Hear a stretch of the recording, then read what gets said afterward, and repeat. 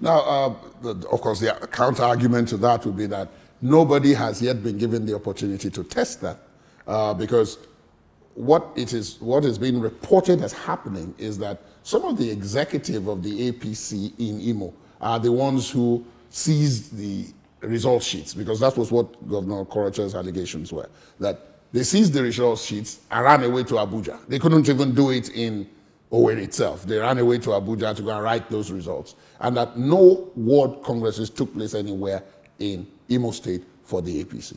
Where I'm going with this is that, don't you think it is correct to say that it is the people of Imo, the citizens of Imo State, the residents, those who have the right to vote in Imo State, who should get to decide who exactly should be in the Imo government house? I absolutely agree with you once again on this, but as we all know in this country, the political process is twofold. So you go through the primaries and select a candidate, and then all the candidates go for a general election. We have to go through the primaries, and at the level of primaries is not an election of the people, it's an election of the party delegates.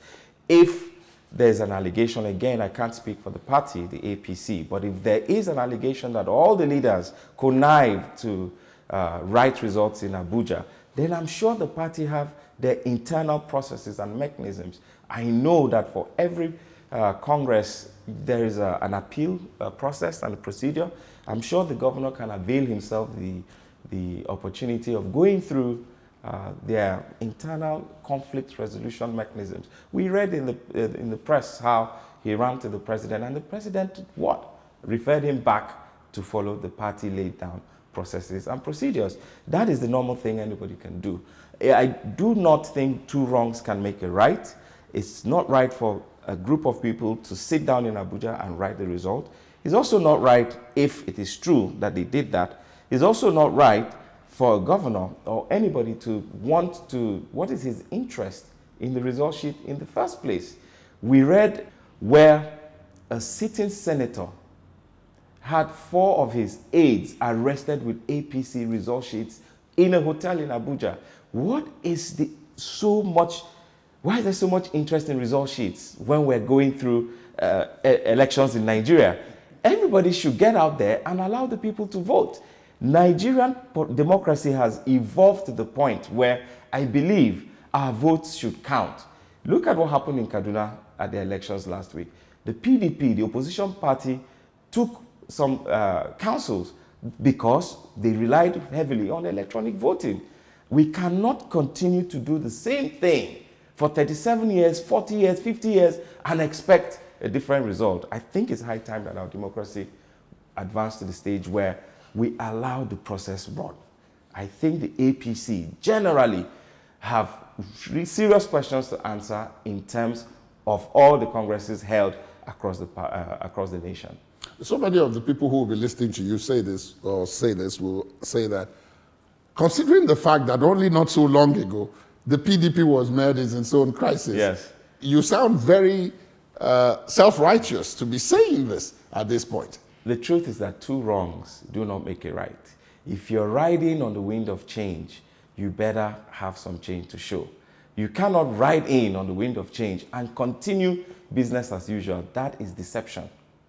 Now, let me use that to take you on to the issue of elections themselves. One of the most controversial things that happened, again, not too long ago, had to do with the order of elections, the sequence. And both chambers of the National Assembly reordered the sequence. Now, there have been arguments back and forth as to what the reasoning, what the motivation was. There were people who talked about the bandwagon effect. There were those who talked about the fact that, oh, they didn't want this election to be about the president the way it was in 2015, and that they wanted everyone to win their election on the merit of the individual candidates. What's your own belief? Well, I'll speak for myself in this question. I believe in meritocracy.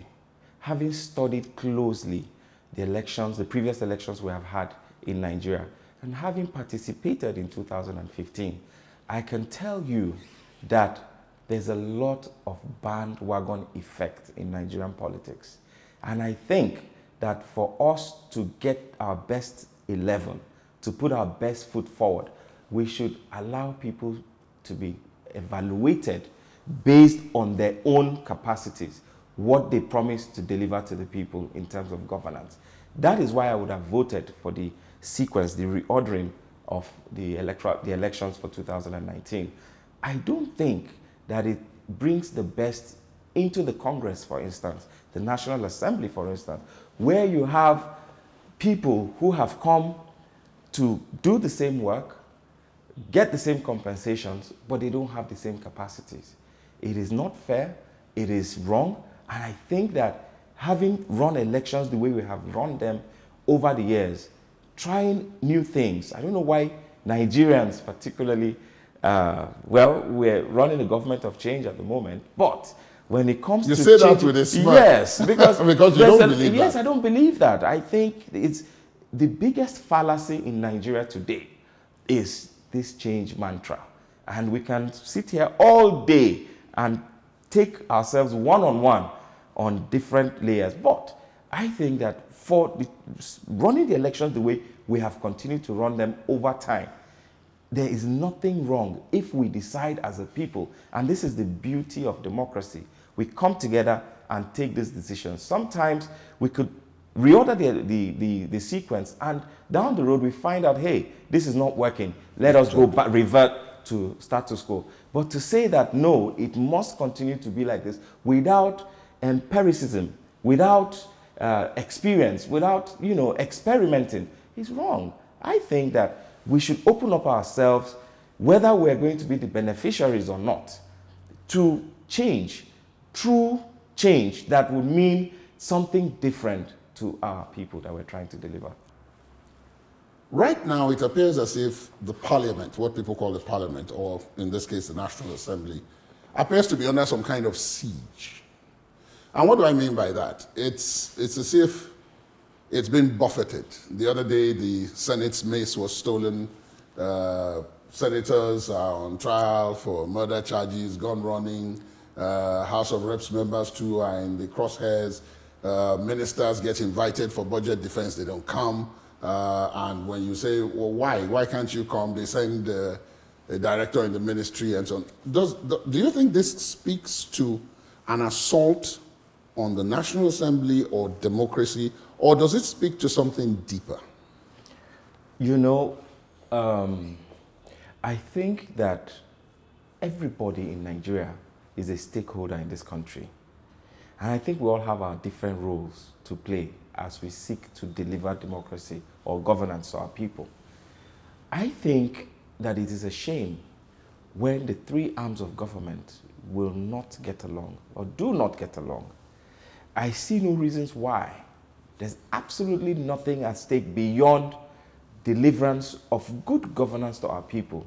That is at the core of the reason why we are where we are today. The Constitution recognizes three arms of government. That's the way it is. And that is the law. And that's how it should be. There is a perception, whether rightly or wrongly, there is a perception. And as you know in Nigeria, perception is everything. Perception is everything. You hear, okay, take the issue, the security breach in the National Assembly in the first place. With or without all the reasons that are being put forward, should the National Assembly be breached in the first place? You breach the first gate, you go through the second gate, you come to the chamber and you breach all the sergeant at arms and make it into the chamber and go all the way to take the mace. There is... And then live with it. And then get away and leave the premises. Sometimes we leave the core and we look at the periphery. A security breach in the National Assembly is, in my opinion, like breaching the villa or breaching the premises of the judiciary. This is the three-arm zone of the Federal Republic. This should be the most secure place in the Federal Republic. It has been breached. And if you look at the video, it would appear that they were unarmed. Yeah, we weren't holding anything. We didn't see it. We have heard that, there was flashes of, firepower and all of that, but we didn't see it. So it just speaks to the decadence of security and the institutions and people who are paid to do work. After that incident, up till now, if you come to the National Assembly, you see a flurry of activity by the security agencies, roadblocks and all of that. And you wonder, where were you 2 weeks ago when this was happening? If you want to stand up to be counted as somebody who is contributing to the national project, light the candle in your corner. If you are a security person, do your job. So before we even get to whether we're under siege or attack or anything, it's a failure of the whole. That is how I see it. Now, yes, there's this perception that we're under siege, and as you have so rightly stated yourself, you have advanced reasons why people are saying that. We will have to just find a way to get along with the executive. There is this back and forth. If you take the function of the oversight, in my opinion, the National Assembly can do much better in terms of oversight. A situation where you engage with your ministry or your agency only during budget season is wrong. So you find a lot of friction because perhaps the required oversight has not been delivered to the level, the inspection. Remember the popular saying that people will only do what you inspect and not what you expect. So it's not enough to interface with agencies once a year during budget season. What have you done? And all of that. We need to get in their face and be part of governance so that everything that comes into the National Assembly during budget season is some kind of a bottom-up approach, because we have been involved from day one. And that is what you see and some people term as a conflict. It's not really a conflict. It's just the two arms of government trying to discharge their constitutional responsibilities. And sometimes you will always have that, uncomfortable, the brushing and all of that. And that is not going to end in the 8th Assembly. I can guarantee you that moving forward, as long as things are being run half and half, the way they are in so many instances, we will continue to see these brushes displayed as we move along.